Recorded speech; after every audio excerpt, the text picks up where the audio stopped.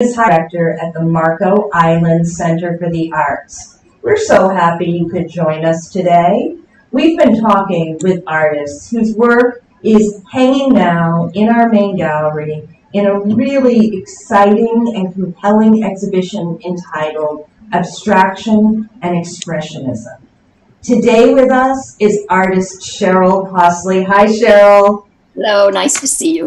Good to see you too. Cheryl is a modern quilter. Is that perhaps how we could describe you? A fiber artist? That's one word. That is one way, and in fact, I do have one of Cheryl's pieces from the exhibition behind me now. And if Cheryl were to move a little bit, I think there's another piece that's right behind her. Cheryl, let's talk a little bit about the pieces that you've put in the exhibition. I've seen your work before, obviously. You are a longtime member of the Art Center family here. Tell us a little bit about the pieces and their creation and why these pieces were selected for this show. I'll start by saying the pieces in this show are my favorite kind of work. It's what I love doing the most. I have 14 pieces in the show. We can call them modern quilts. However, I've got them all stretched on frames, so that makes them a little different in terms of the presentation. I would call them abstract fiber compositions. Abstract fiber composition. I will remember that. They can be, there's so many words around this, this type of art. And there was a day and age, of course, when we were never considered artists. We were just craftspeople. But fortunately, that is not the case anymore. So I have 14 pieces. They are all abstract. The one behind you is probably one of the smaller ones. Most of them are larger than that. They are all stretched on frames, like I said, or stretcher frames, kind of. They are indeed compositions. To describe my art and why I love this type of art the most of all the things I do is it's all about design and composition. And then there's always the engineering part. How do you put this together? But so you'll see a variety of very abstract designs. They're not motivated by anything in particular. And I work in a very improvisational way. I may find a shape that I really, really love, and then I kind of slap it on my design wall, and then I take advantage of that shape to feed what needs to be there next. And so I kind of work that way. I do usually start with a color palette. Okay. And indeed, working within this medium, as it were, does your work tend to generally be more abstract? I mean, almost always. Almost always. So that is always. You know, even the work I appreciate from other artists is usually the ones I really love are usually abstract, even though I certainly admire those people who create realistically. I agree. And it's been interesting for us. We had a marvelous exhibition, which you were in, with the United Arts Quilters Out of the Ordinary, which was way back in May and June. And we saw that people really responded to artwork created with fabric, created with textiles. There was an almost visceral response. Can you tell me part of the process in working with this, as opposed to paint or working on a computer, what drew you to this, and sort of that experience of working with something that people really want to reach out and touch? You're right about that part. I am drawn, I think, to fiber partly because of my my history. I grew up around women who sewed and created with fabric. I don't ever remember having a piece of art hanging in our home. I don't even remember neighbors who would have had a piece of art hanging in their home. But people were very creative with fabric, mostly with clothing, of course. It was almost a necessity the way I grew up. But when you've lived with fiber like that, I tell the story that as a child, I remember playing hide and seek in boxes of fabric. So the touch and feel of fabric and what you can do with it is just, kind of in my DNA. I've used those words, but I really believe it. And I've dabbled with painting, and I always come back to fibers. I mean, they can be yarns, they can be strings, they can be other textures. I prefer natural fibers, cotton, wool, silk, linen. And I can do a lot with them. I understand that medium.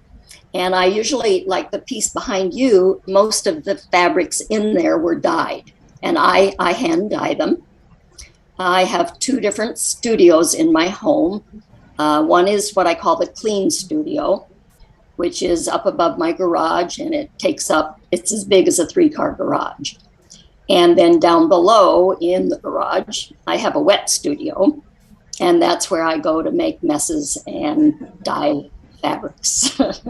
That's amazing, Cheryl. So how did you talked about sort of the inspiration from growing up and seeing people working the fabric, creating clothing, just being surrounded by fabrics, but how did you learn to do what you do now? I mean, was there formal training involved, or was this some sort of process that you went on to discover how to create this kind of work? It's for sure been a process. About 20 years ago, I guess maybe a few more than that, I took a basic quilting class. I mean, there was nothing fancy about it. I was following a little pattern, whatever, and I was doing it at night after having worked all day. And it was like going home for me, just the feeling fabric again, because I didn't sew all those years I was, working as an educator and as a businesswoman. And I took that little class, and I just knew I had to quilt at that time. Well, within a couple of years, I got kind of bored with following somebody else's patterns. And we were living in Minnesota at the time. And this is my plug for art centers. I am a big art center fan, because what happened was, in the listing of courses, I saw this little thing that was a fiber art study group. And you couldn't just sign up for it and pay your money. You had to be admitted. So I called the woman and I said, I know I belong in this group. And she, of course, said, well, do you have some things you could show? And I said, no, I don't have a thing to show. I just know I belong in this group. And those 12 to 15 people over the next five years were so instrumental in, there was the leader, Diane McEnany. I will still give her credit for, nurturing me. And then these other 12, 15 people who challenged me, said, put that in a show. They would say, oh, no, you're copying somebody's work. Don't do that. I mean, they were just, and I haven't looked back. And then there was the day when I finally called the people I had a really pretty large account with. And I said, I'm sorry, I can't take that project because I'm going to be an artist. I had no idea what that really meant. So unlike the other people in the show who's, they've been artists forever. And I'm kind of a newbie at being an artist. I would say 20 years. 20 years is significant. I know. It may not have been something that, you did right out of college, and obviously you had another career, but 20 years, I think you've been a working artist for quite some time, and that is also reflected in the quality and the excitement of your work, Cheryl. And we are very privileged to have you as part of this show. Now, one more question, because this is one that I always ask. You talked about this group, and it's making me think maybe we should have a group like this here at the Marco Island Center for the Arts. But I'm going to talk with you about this afterwards. I know United Arts Quilters meets, but they're up in Fort Myers. Maybe we need to do a southern version or a smaller group down here, knowing that we have so many talented modern quilters, fiber artists, really right in the more southern part of the region, Marco and Naples. But who or what would you say has been a really major influence on you and your work? I took classes from a lot of people because I knew I had a lot to learn. And it was like a class would be offered and sign me up, sign me up, sign me up. I've quit doing that as much, of course. But I would, Diane McEnany, who led that group, that original group, of course, and then I've taken several workshops from Nancy Crow. And Nancy Crow is a guru in this field. She's been marching for the whole art quilt movement since really the 70s and 60s. But so I've been privileged to take courses from her. I've gradually had to not divorce, but to separate myself from that influence. Because, of course, once you love somebody's work and you've studied under them, then there's a point where you have to kind of fly on your own. And I would say that's where I am right now.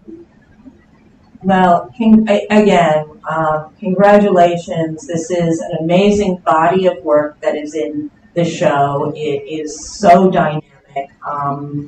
Again, being fiber art, you almost, sitting here and looking at it this way doesn't give you an indication. You have to come see it yourself, because it is about both the composition and color, but also the texture of what you're seeing. Cheryl, I want to thank you for joining us today.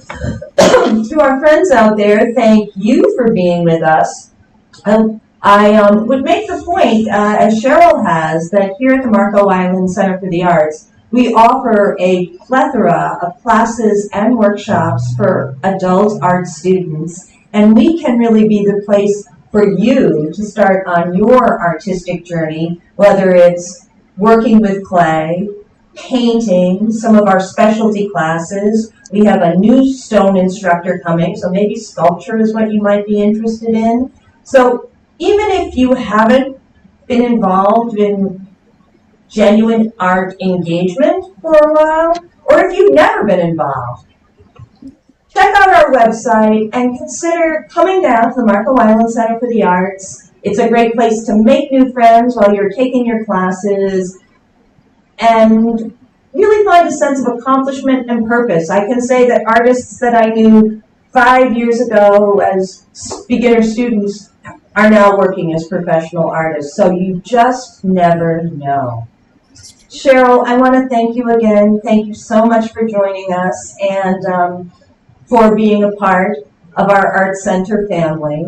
To my friends out there, you know that once you cross our threshold, once you come to the Art Center, whether it's for a class, to see the art exhibition, to shop in our gift gallery, whatever it may be, you become part of our art family. And we strive every day, in every way, to be your art home. Till next time, goodbye, everybody.